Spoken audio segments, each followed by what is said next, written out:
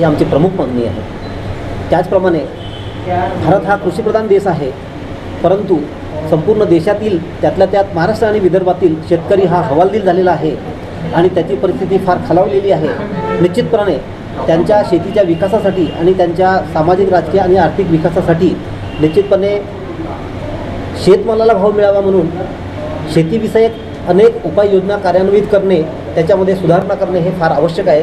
हे आमच्या जाहीरनाम्यामध्ये आम्ही नमूद केलेलं आहे। तसेच येथील सुशिक्षित बेरोजगार त्याला इथे काम नाही, त्याला कामासाठी बाहेर परदेशात वा शहरापासून लांब जावं लागतं, तर स्थानिक बेरोजगारांना या ठिकाणी काम मिळावं आणि त्यांना उद्योगधंदे मिळावेत, त्यांना या ठिकाणी जॉब मिळावं यासाठी आम्ही सुद्धा प्रयत्न करणार आहोत।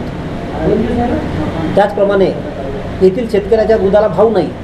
आपण किरकोळ दूध विक्रीचा भाव जर बघितला तर 50 ते 60 रुपये लिटर आहे, परंतु शेतकऱ्याला आपण बघितलं तर गाईच्या दुधाला 28-29 रुपयाशिवाय जास्त भाव नाही।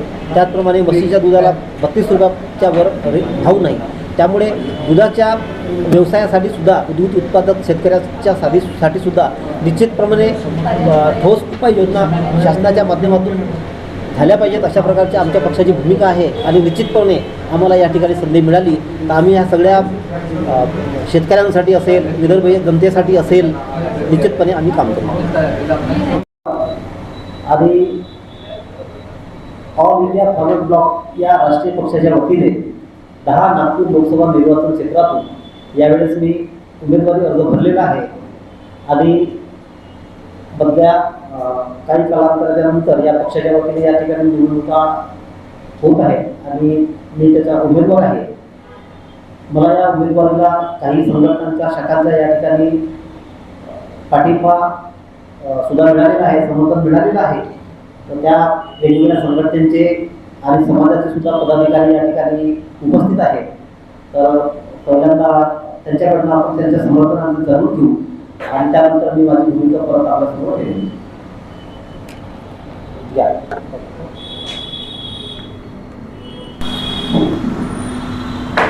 हे माईक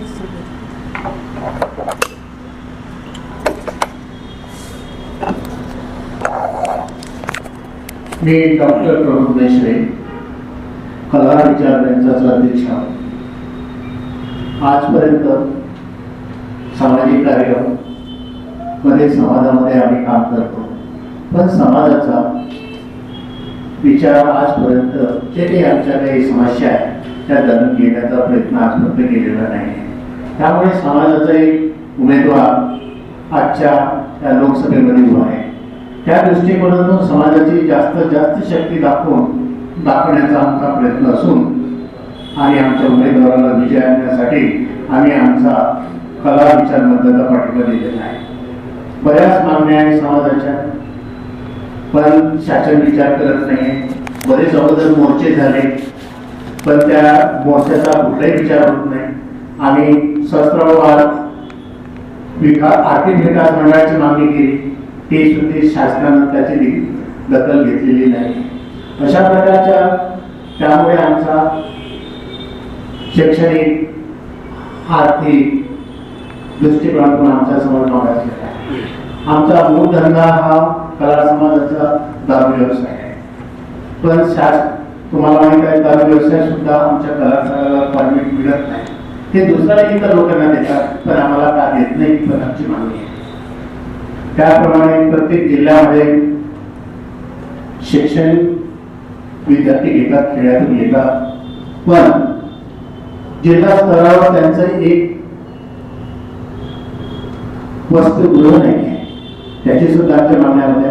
अशा बऱ्याच मागण्यांसाठी आम्ही आजपर्यंत शासनाच्या दरबारी आवाज उठवलेला आहे, पण शासन त्याचा विचार करत नाही। त्यामुळे समाजाचा एक कार्यकर्ता आपला जर उभा होत आहे, आता त्याला समाजाने पाठिंबा, आम्ही पूर्ण पाठिंबा त्याला व्यक्त केलेला आहे। बऱ्याच आमच्या संघटना आहेत, कला समाजाच्या ब्रँचेस आहेत, त्या सर्व ब्रँचेसनी आम्हाला सहमत दिलेला आहे। अशा वेळेला ॲडव्होकेट डॉक्टर आपला ॲडव्होकेट संतोष लांजेवार हे उमेदवार आहेत। कला समाजाने त्यांना सर्वोपरी निवडून देण्यासाठी आपली ताकद लावलेली आहे। या दृष्टीतून मी कला विचार मंचातर्फे त्यांना पाठिंबा देतो. या अगोदर तुम्ही कोणत्या पक्षाला पाठिंबा दिला होता? आजपर्यंत आम्ही कुठल्याच पक्षाला पाठिंबा दिलेला नाही आहे. फक्त आम्ही जो कोणी असेल राजकीय क्षेत्रात आता आजपर्यंत समाज आलेला नाही होता, त्यामुळे समाजाचा विचारच होत नव्हता.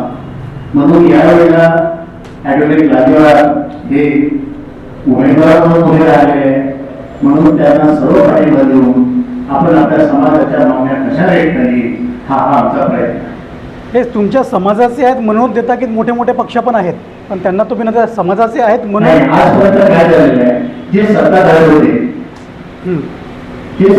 होते त्यांनी आता आजपर्यंत विचारच केलेला नाही. आम्ही बरेच दिवसापासून आम्ही म्हणतो आहे, पण आमचा विचारच होत नाही. या दृष्टिकोनातून आम्ही आज हा आमच्या कराड समाजाचा पाठिंबा हा ॲडव्होकेट संतोष लांडवार यांना दिलेला आहे.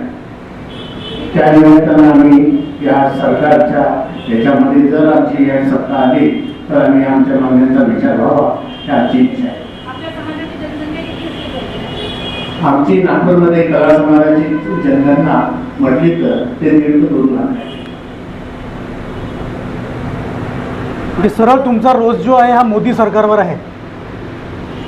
आजपर्यंत आता मोदी सरकार आहे, त्या अगोदर काँग्रेस सरकार होतं. पण काँग्रेस सरकारचा कोणती जरी सरकार आलं, काँग्रेसचं सरकार आलं त्यावेळेला आमच्याकडे दुर्लक्ष झालं. त्यानंतर मोदी सरकार आलं त्यावेळेला आमच्यावर दुर्लक्ष होत आहे. त्या सर्व गोष्टीचा विचार करून आपण आता राजकारणात समाज आला पाहिजे आणि राजकारणात जर समाज आला तर आपल्याला आपल्या समाजाच्या उन्नतीसाठी काहीतरी प्रयत्न करता येईल हा आमचा उद्देश आहे. आणखी कोणाचं समर्थन आहे? आणखी कोणाचं समर्थन आहे? तुम्ही त्याचं समर्थन आहे ना?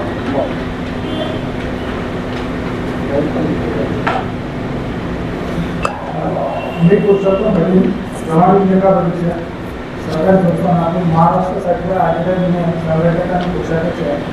आमच्या संघटनेचं ॲडव्होकेट संतोष लांडवार आहे. तुम्हाला काय वाटतं की जसं एक पक्ष जो आहे विकासाच्या नावाने वोटिंग करत आहे आणि एक उमेदवार तर विकासाचा आहे, एक विकासाची भाषा करत आहे आणि एक विकासच आहे, तर दोघांचे म्हणजे तुमचे मुद्दे काय आहेत? आमच्या सहकार क्षेत्रामध्ये आमच्या प्रश्नाला विचार होत नाही. आम्ही अनेक प्रकारे बरेच आम्हाला अडचणी निर्माण होतात. त्यामुळे आमच्या पॅनलचा आणि आमच्या संघटनेचे अध्यक्ष आहेत संतोष लांडवार, त्याच्यामुळे आमचाही एक प्रतिनिधी सरकारच्या याच्यावर असावा अशी आमची भूमिका आहे.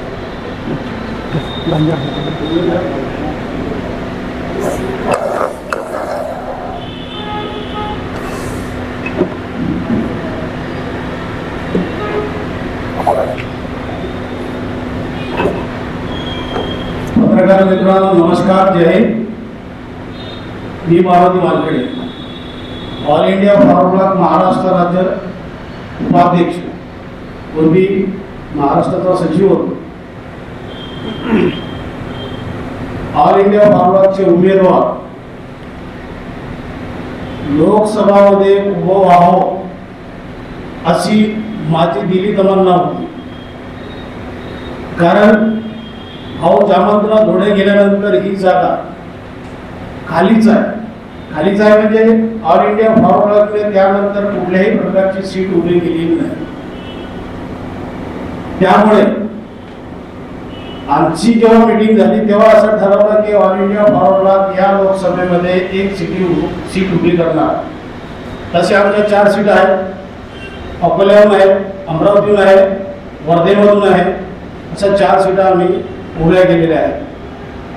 तर फॉरवर्ड ब्लॉक आणि नेताजी सुभाषचंद्र बोसचे विचार जन तक म्हणजे लोकांपर्यंत पोहोचले पाहिजे ही भूमिका आणि सुभाषचंद्र बोसचे देशप्रेम याविषयी लोकांना जागृती करण्यासाठी सीटचा उपयोग होती. आम्हाला माहिती आहे आमची शक्ती किती आहे. फॉरवर्डची शक्ती फार कमी आहे, कारण सच्चाईच्या मागे एक माणूस सुद्धा उभा राहत नाही. जो सच्चाईने चालते, कुठली गोष्ट घ्या, घरची घ्या, बाहेरची घ्या, देशाची घ्या, जर जो माणूस सच्चाईच्या रस्त्याने चालत असेल तर त्याच्या मागे नाही. हा तुम्ही जर त्यांना लालच देऊन काही जरी म्हटलं की मी असं देणार ना, फलकं टपकं देणार आहे, तर तुमच्या घरचाच उदाहरण सांगतो किंवा माझ्या घरचा एखादा लहान मुलगा जर असला, त्याला जर म्हटलं मी का भाऊ गिलास भर पाणी आण, तो आणणार नाही. त्याला जर म्हटलं अन्यायाला अत्याचाराला समोर जायचं असेल तर तुमच्यामध्ये एकता विश्वास बलिदानाची शक्ती असली पाहिजे. ते विचार घेऊनच तुम्हाला तुमच्या अन्याय होत असेल तर ते पूर्ण करता येईल. तुम्ही जर विश्वास करणार नाही, एकता करणार नाही, बलिदानाला तयार राहणार नाही तर तुम्ही करू शकता. कारण नेताजी सुभाषचंद्र बोसचं तुम मुझे खून दो मैं तुमको आजादी दूंगा हे पहिले ब्रीद वाक्य आहे. त्यांनी घोषणापत्र सांग. माझं घोषणापत्राचं तुम्हाला एक पत्र दिलं असेल. तसे घोषणापत्राबद्दल सविस्तर माहिती हे सांगतील. त्याच्या आधी समर्थनाबद्दल सांगतो. आमची ट्रेड युनियन आहे, TUCC trade union coordination centre Delhi, सरकार मान्यता प्राप्त. माझं नागपूर गुमास्ता मंडळ आहे. या दोन्ही युनियनचं उमेदवाराला सपोर्ट आहे. कारण ह्या दोन्ही युनियन पार्टीच्या गुमास्ता मंडळ माझं आहे, हे व्यतिरिक्त आहे. त्या गुमास्तामध्ये बनवला. मी साधारणतः 20 वर्षापासून या ऑल इंडिया फॉरवर्ड ब्लॉक पक्षाशी जोडलेलो आहे. ऑल इंडिया फॉरवर्ड ब्लॉक पक्षाची स्थापना 1939 साली नेताजी सुभाषचंद्र बोस यांनी नागपूर येथे केली. तदनंतर 1972 ते 73 या काळामध्ये या शहरातील महानगरपालिकेमध्ये या पक्षाची सत्ता होती. त्याच काळामध्ये या पक्षाचे या नागपूरमध्ये 2 खासदार होते. तर त्याच काळात या विदर्भात 12 ते 14 आमदार सुद्धा 16 आमदार सुद्धा या विदर्भातील या पक्षाचे होते. सांगायचं असं आहे की हा जो नेताजी सुभाषचंद्र बोस यांनी स्थापन केलेला पक्ष आहे, हा नेताजींच्या त्यांची एक विचारधारा होती की सारी सत्ता जनता के हात हो. केवळ या विचारावर आधारित या पक्षाची विचारधारा असलेले एके काळामध्ये या पक्षाचा या ठिकाणी बोलबाला होता. इतर पक्षांप्रमाणे हा पक्ष कुठल्याही प्रकारच्या चुकीच्या कामांमध्ये कधीच तो वाहून गेला नाही. आणि आताच्या काळामध्ये जो राष्ट्रीय पक्षांना सत्तेचा जो मान आल्यासारखे ते वागतात आहे, अशा प्रकारची या पक्षाची भूमिका कधी राहिलेली नाही. आज आपण या निवडणुकीच्या माध्यमातून बघत असाल की सत्ता पक्षांच्या विरोधात कुठलेही इतर छोटे व मोठे पक्षांचे नेते सुद्धा निवडणूक लढविण्यासाठी घाबरत आहे. तुम्ही सांगा, आता जी निवडणूक चालू आहे यामध्ये कोणते पक्ष असे हिरिरीने भाग घेत आहे? कोणता या निवडणुकीमध्ये प्रचार दिसतो? एकंदरीत परिस्थिती अशी आहे की सगळं ऑलवेल आहे, सगळं सेट आहे. कोण किती मताने जिंकून येणार, कोण किती मताने हारणार, कोणाला किती प्रचार करायचा आहे, या प्रकारे हे सगळं सेट आहे. आणि हे सगळं आपण जाणतात आहे, आपण जाणतात आहे. आमच्यापेक्षा आपण सगळ्यांना याची कल्पना सुद्धा आहे. आणि हे जे चित्र आहे हे लोकशाहीसाठी घातक चित्र आहे. आणि म्हणूनच प्रस्थापितांच्या विरोधात या ठिकाणी आम्ही निवडणुकीला सामोरे गेलेले आहोत आणि आम्ही आमच्या हिमतीने लढणार सुद्धा आहोत. ही निवडणूक लढण्यामागे आमच्या काही प्रमुख पातळ्या सुद्धा आहेत. मी आता सांगितल्याप्रमाणे या पक्षाचे आमचे नेते आणि विदर्भवीर भाऊ जामवंतराव होते. त्यांनी संपूर्ण जीवनभर वेगळ्या विदर्भाची मागणी केली. का? तर महाराष्ट्राच्या स्थापनेपूर्वी नागपूर राजधानीसह हा जो आपला विदर्भाचा परिसर आहे हे स्वतंत्र राज्य होतं. यामध्ये छत्तीसगड आणि मध्य प्रदेशचा भाग होता. परंतु जेव्हा महाराष्ट्राची निर्मिती झाली तेव्हा विदर्भ महाराष्ट्रामध्ये गेला आणि तेव्हापासूनच या विदर्भाचा अनुशेष भरून निघालेला नाही. विदर्भामध्ये खनिज संपत्ती आहे, खनिजा, त्याचप्रमाणे ऊर्जा, या ठिकाणी ऊर्जेची निर्मिती होते आणि स्वयंस्फूर्ण अशा प्रकारचा हा विदर्भ आहे. आणि विदर्भाच्या भविष्यावर उर्वरित महाराष्ट्र मोठ्या प्रमाणात आहे. त्याच्यामुळे उद्या या ठिकाणी विदर्भ वेगळा आम्ही जरी झाला तरी नव्याने कोणत्याही प्रकारचे कुठल्याही इमारती इन्फ्रास्ट्रक्चर वेगळं तयार करण्याची गरज नाही. तर नागपूर इथे सगळ्या सोयी आहेत. इथून आज विदर्भाच्या कानाकोपऱ्यातून लोकांना मुंबई आणि पुणेच्या वाऱ्या कराव्या लागतात, हेल्मेटे घालावे लागतात. हा त्यामध्ये एक महत्त्वाचा भाग आहे.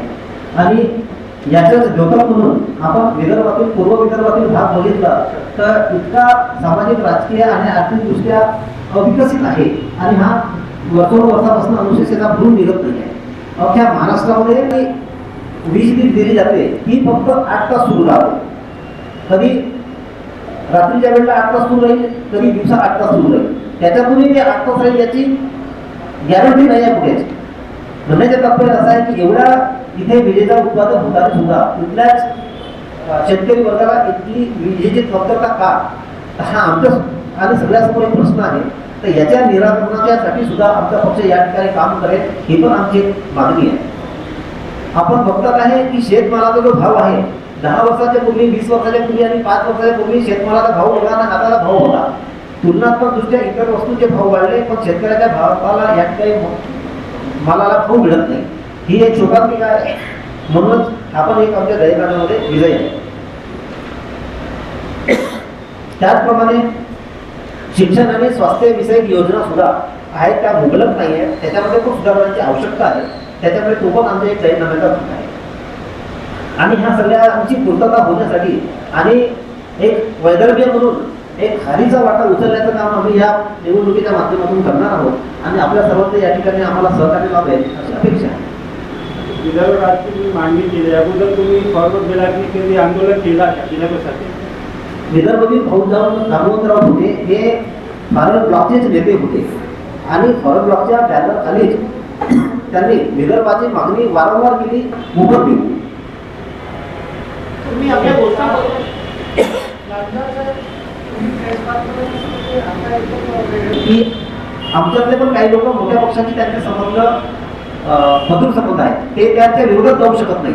परंतु त्यांनी आम्हाला कबूल केलं की आम्ही त्यांच्या विरोधात जाऊ शकत नाही, आम्ही समोर बोलू शकत नाही, कारण त्यांच्या मागे दुसऱ्या कारवाया लागतील. पण आम्ही तुम्हाला निश्चितपणे मदत करू. आणि आत्मतून मनातून त्यांना फार आनंद झाला आणि होतो आहे, हे आपण चित्र त्या ठिकाणी बघतो आहे. प्रस्थापितांच्या विरोधात लढून राहिले, काही तुमच्यावर दबाव वगैरे आला का कोणाचा? आमच्यावर कोणाचाही दबाव आलेला नाही आणि आम्ही कुठे दबावाला या ठिकाणी आता घाबरणार नाही. कारण आम्ही नेताजी सुभाषचंद्र बोस यांच्या पक्षाचे आम्ही सैनिक आहोत. आझाद हिंद फौज सेनेची स्थापना त्यांनी केली होती. सुभाषचंद्र बोस सरांचा नारा होता की आप मुझे खून दो मैं तुम्हें आज़ादी दूंगा. आपलं काय आहे? आमचा ही नारा है कि आप हमें साथ दो, हम आपको साथ देंगे. सक्षम भारत टीवी को अगर आपने सब्सक्राइब नहीं किया है तो अभी तुरंत आप सब्सक्राइब कर बेल आइकन को ऑन करें ताकि हम बने रहे हमेशा आपके साथ. धन्यवाद.